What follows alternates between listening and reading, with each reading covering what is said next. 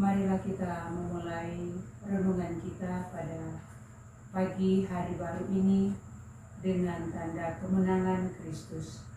Dalam nama Bapa dan Putra dan Roh Kudus. Amin. Marilah berdoa. Allah Bapa Maha Rahim, kami bersyukur dan berterima kasih untuk rahmat dan berkat yang boleh kami nikmati di hari baru ini.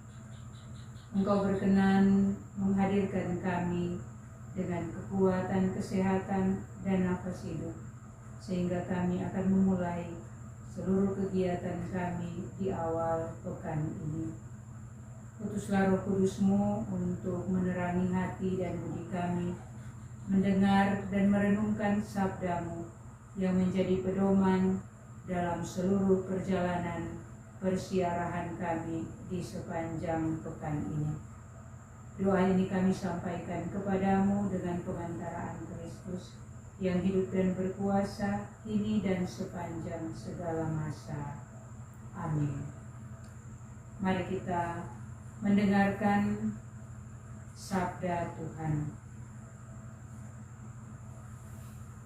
Inilah Injil suci menurut Markus. Dimuliakanlah Tuhan.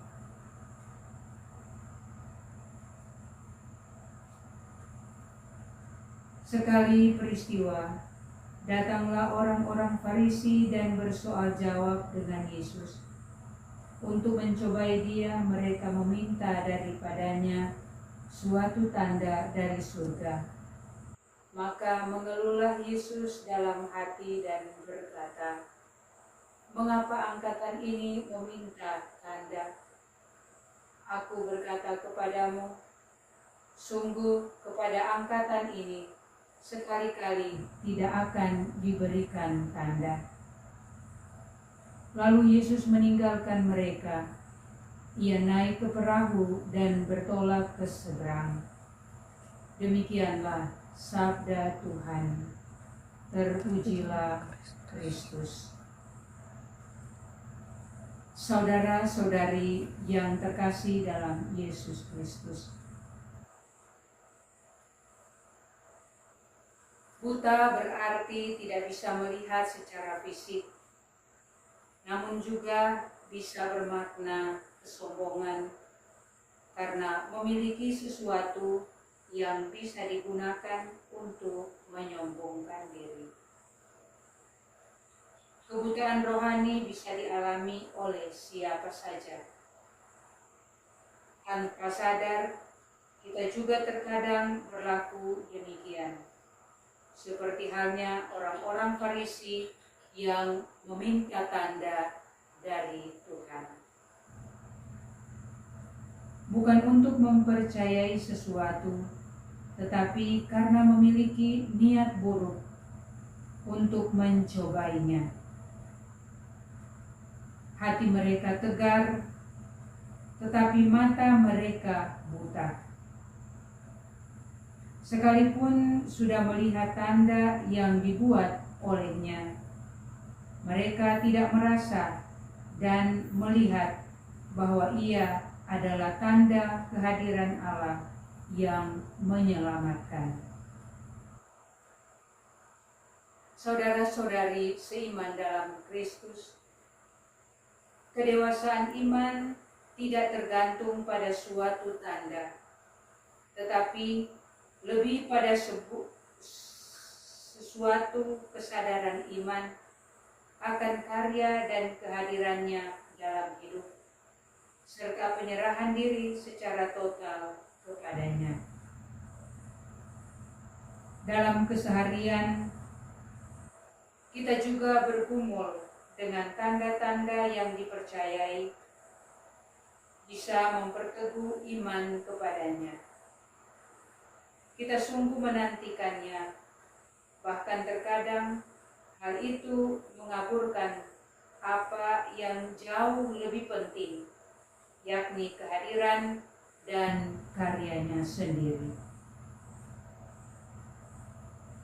Melalui Injil hari ini kita belajar untuk memiliki lompatan iman bahwa Ia hadir dan turut bekerja dalam segala peristiwa-peristiwa yang sering kita hadapi dan yang sering kita alami. Dan itu kita menganggap itu hal yang biasa saja.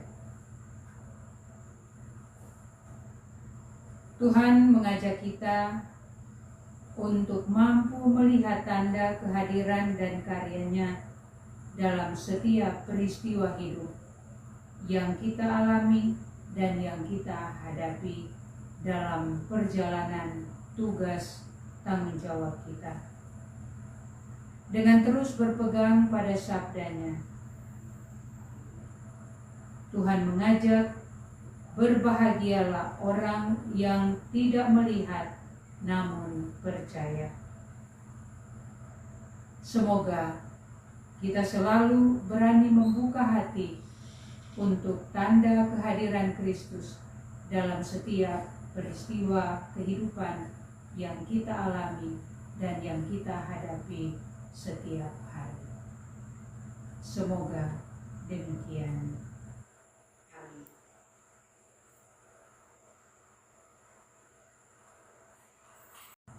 Mari kita berdoa. Allah Bapa yang Maha Baik, dalam Ekaristi Engkau memberikan tanda cinta kasih-Mu, ialah Yesus Kristus Putra-Mu, dalam rupa sakramen kudus. Berkenanlah membuka telinga dan mata kami, agar kami dapat meneladan hidup-Nya, sambil bersiara menuju hidup kekal. Berkati kami untuk boleh dan senantiasa mampu melihat tanda-tanda yang Tuhan nyatakan dalam setiap peristiwa kehidupan yang kami alami dan yang kami hadapi, secara khusus dalam seluruh hari dan pekan yang akan kami lalui ini. Doa ini kami sampaikan kepadamu dengan pengantaraan Kristus yang hidup dan berkuasa bersama Bapa dalam persekutuan dengan Roh Kudus, Allah sepanjang segala masa. Amin. Dalam nama Bapa dan Putra dan Roh Kudus. Amin.